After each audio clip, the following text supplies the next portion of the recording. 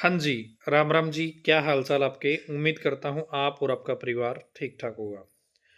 दोस्तों आज जो सीईटी पर कोर्ट केस चला हुआ है, उसके ऊपर सुनवाई थी और बहुत सारे केसों की सुनवाई एक साथ होनी थी आज 19 तारीख को, 19 दिसंबर को। इसमें बहुत सारे साथियों को अभी तक यही समझ में नहीं आ रहा कि आज की सुनवाई के बाद जो भी चीज़ें आपको देखने को मिली है, इसमें कौन जीता है और कौन हारा है? किसकी जीत हुई है, किसकी हार हुई है? मतलब ऐसे हालात हो रखे हैं कि हारा कोई है और हारने वाला ही आपको ये बता रहा है कि आप लोगों की जीत हुई है। दोस्तों कोर्ट केस ये था कि मेंस एग्ज़ाम होने से पहले आप सोशियो इकोनॉमिक क्राइटेरिया की वेरिफ़िकेशन कीजिए, ठीक है? और एचएसएससी कह रही थी कि भई ये पॉसिबल नहीं है, ये नहीं होगा। तो आज कोर्ट ने यही फैसला दिया है कि भई सोशियो इकोनॉमिक क्राइटेरिया की वेरिफ़िकेशन है ना, हम पहले नहीं कर सकते और कोई ज़रूरत नहीं है पहले वेरिफ़िकेशन करने की।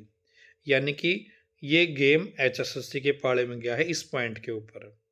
यानी कि यहाँ पर जिसने केस किया था, उसकी जीत नहीं हुई, बल्कि जिसके ऊपर केस किया था वही जीत गया। जैसे चीज़ें पहले हो रही थी, वैसे ही अब होगी, ऐसा प्रोसेस आगे चलेगा। उसके बाद में बात हुई थी आपकी अ, दूसरी बात क्या थी आपकी? हाँ, इन द लास्ट ये होना था कि सीईटी क्वालीफाई हो जाए। क्वालीफाई करवाने के लिए ये प्रयास था। तो एचएसएससी पहले 4 गुना का एग्ज़ाम ले रही थी और युवाओं ने अपील डाली थी कि 4 गुना का नहीं बल्कि ज़्यादा बच्चों का एग्ज़ाम लो और सभी बच्चों को एग्ज़ाम में बिठाओ। इस बात को लेकर भी केस किया गया था स्टार्टिंग में और मुद्दा भी यही था कि क्वालीफाई होना चाहिए, 4 गुना का फ़ॉर्मूला गलत है। तो वहाँ पर भी एचएसएससी जैसे पहले करने वाली थी, 4 गुना का ही एग्ज़ाम लेने वाली थी, तो अब भी वो वैसा ही करेगी, ऐसी स्टेटमेंट वहाँ पे कोर्ट के द्वारा दी गई है कि क्वालीफाई नहीं होगा, बल्कि 4 गुना का ही एग्ज़ाम आपको लेना है, जैसे प्रोसेस पहले किया जा रहा था उसी तरीके से। फिर ये था कि जो आपकी सिंगल बेंच ने सुनवाई हुई थी, उसमें डिसीज़न आया था कि जो आपका प्री का रिज़ल्ट है, उसको रद्द कर दिया जाए और दोबारा से रिज़ल्ट को अपडेट किया जाए। तो पिछले उसी के बेस पर सभी जो ग्रुप थे, उनका पेपर नहीं होगा, आगे प्रोसेस नहीं बढ़ेगा, ये फैसला दिया गया था।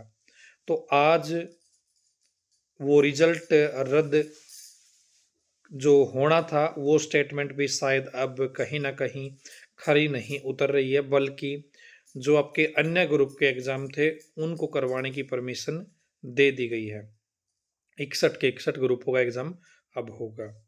कुल मिला के यही है कि एचएसएससी या हरियाणा सरकार पहले यही काम करना चाहती थी और अब भी एचएसएससी के अकॉर्डिंग एचएसएससी ने जो सोचा है, हरियाणा सरकार ने जो सोचा हुआ था, उसी के अनुसार प्रोसेस होगा।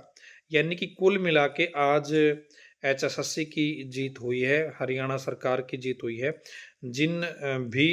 जिस भी पार्टी ने ये कहा था कि 4 गुना का गलत है, आप क्वालीफाई करवाइए, तो वो कहीं न कहीं हार रहे हैं। जिन बच्चों की ये उम्मीद थी कि क्वालीफाई होना चाहिए, तो वो बच्चे हार रहे हैं। जिन बच्चों को ऐसा लग रहा था कि सोशियो इकोनॉमिक क्राइटेरिया की वेरिफिकेशन पहले होनी चाहिए, तो वो भी नहीं हो रही है।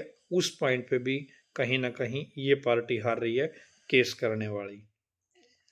कुल मिला के यही है कि हरियाणा सरकार ने एचएसएससी ने जैसी प्लानिंग कर रखी थी, वैसी ही प्लानिंग के ऊपर वो खरी उतर गई और वो अपने हिसाब से ही अब आगे बढ़ेगी।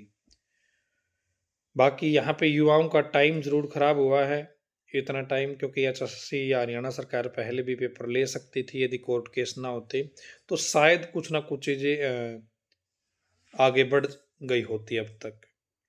लेकिन अब जैसी सिचुएशन है, वैसी ही आपको देखनी पड़ेगी। फ़िलहाल आपके अब अन्य ग्रुप के एग्ज़ाम होंगे, 61 ग्रुप के जो एग्ज़ाम होंगे वो अब आपके स्टार्ट हो जाएंगे। बहुत जल्दी आपको नोटिफिकेशन एग्ज़ाम शेड्यूल देखने को मिल सकता है।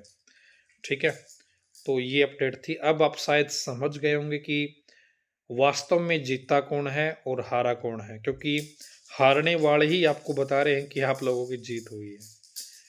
तो आज की इस वीडियो में इतना ही, धन्यवाद। और हाँ, अगली जो सुनवाई है वो अब 22 अप्रैल को होगी। 56 और 57 की बात करें तो फाइनल कोई भी स्टेटमेंट नहीं दी गई है। 56-57 भी HSSC जैसा सोच रहा है, हरियाणा सरकार जैसे सोच रही है, वैसे ही होने की संभावना है। ठीक है, 22 अप्रैल को सुनवाई है। हो सकता है अब जल्दी हियरिंग के लिए आगे बढ़ जाए प्रोसेस। जैसे ही कोई अपडेट आएगी आपको बता दिया जाएगा। आज की इस वीडियो में इतना ही, धन्यवाद। भगवान करे आप सभी का समय शुभ रहे।